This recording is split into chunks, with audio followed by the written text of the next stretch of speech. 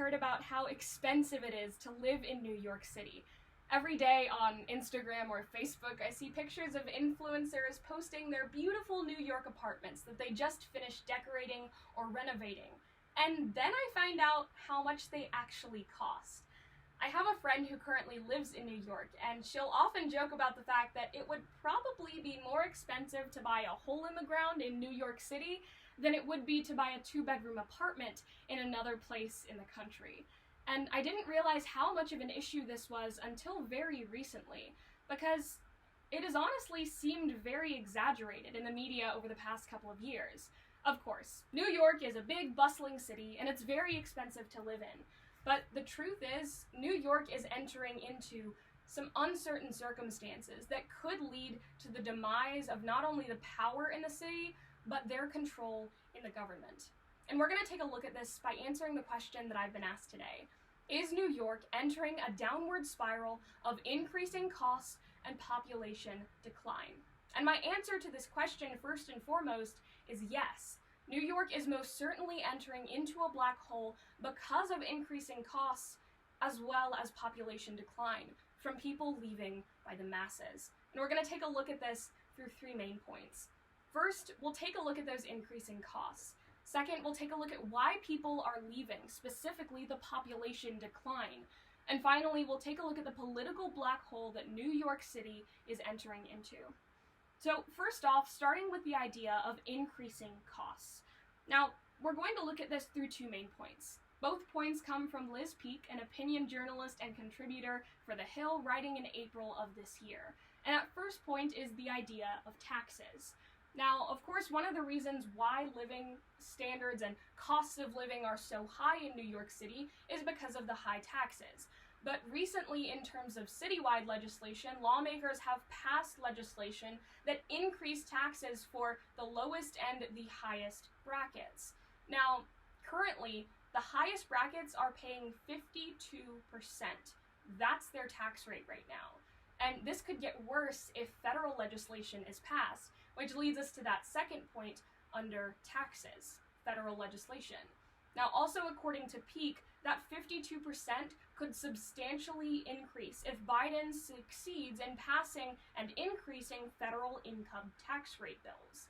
Now, specifically, President Biden has been looking to increase the federal income tax rate, and this would be something that would pretty much be applied across the board. So New York City would see this increase no matter if they already have a high tax bracket. But next, taking a look at the idea of housing. Peek also writes, citing a Spectrum News study published in February of this year, that, quote, surveys show the mass departures are due to New York's exorbitant cost of living and impossibly high taxes, end quote. You see, those stories that we often hear about people becoming homeless or having to move out because they can no longer afford rent in New York aren't just fairy tales. Those are real-life people who can no longer afford to live in this massive city full of opportunity because of how expensive it is to even exist in that space. But this actually brings us into our second point, showing why people are leaving. Again, the second point is those mass departures. Now, we have to first define what mass departure is. Well, according to The Hill and Heritage Foundation writing on May 4th, since 2010, New York City has lost 1.4 million people, more than any other state in the United States of America. People are, as the article says, bleeding out of the city. People are leaving not only because taxes are high, but because the increase in crime, as well as the cost of living, has made it too dangerous, too expensive, and too risky to even be living in the city anymore. Now, the last point that I want to talk about is the impact of the question today. Now, I was asked if New York was entering a downward spiral of increasing costs and population decline. And the answer is yes. But under this final point, I want to take a look at what that downward spiral actually looks like. This last point is the political downward spiral that I believe New York City is most certainly entering into. This is according to not only USA Today, but the New York Post. they write that the exodus of people from New York City has real-life consequences.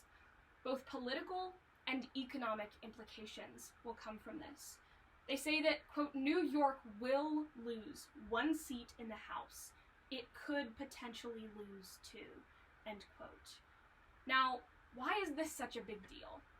People are leaving from the city, meaning people are leaving from New York in general. So they're going to lose a seat in the House. But why is that such a big deal? Well, it's such a big deal because of this political black hole. Now, when you think of a black hole, you probably think of space and everything getting sucked in. And that's exactly what's happening with New York. Essentially, they're entering into this black hole where all power could eventually be sucked away from them. Now, when I think of Washington, D.C., of course I think of one of the most influential cities, but I also think of Los Angeles, New York, and Atlanta as being extremely influential as well. Now, imagine if this mass exodus also happened in Washington, D.C., in Los Angeles, in Atlanta. What would happen once these hubs are starting to bleed people is that they would also start to bleed power. And this is the real risk that we see that New York is facing when it continues to pass legislation that pushes people out of the city. It's not only bleeding people, it's bleeding power.